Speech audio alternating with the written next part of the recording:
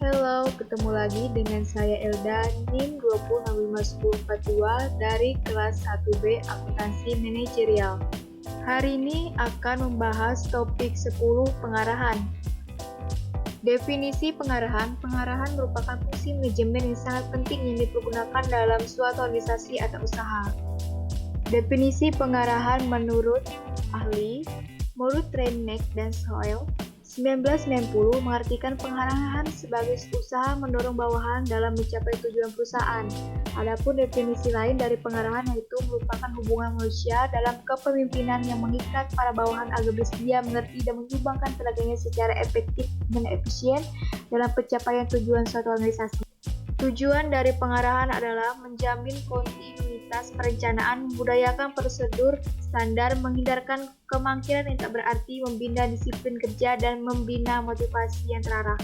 Prinsip-prinsip pengarahan ada prinsip pengarah kepada tujuan, prinsip keharmonisan dengan tujuan, prinsip kesatuan komando, prinsip pembagian kerja, prinsip wewenang dan tanggung jawab, prinsip tertib dan disiplin, prinsip semangat kesatuan, dan prinsip keadilan dan kejujuran.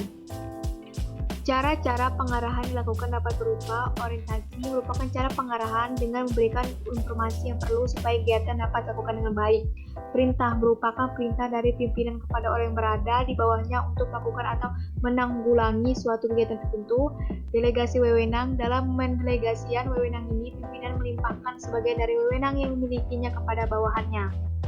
Aspek-aspek dalam pengarahan. Pertama, motivasi, pemberian semangat kepada karyawannya dengan sedemikian cara agar tujuan organisasi bisa tercapai.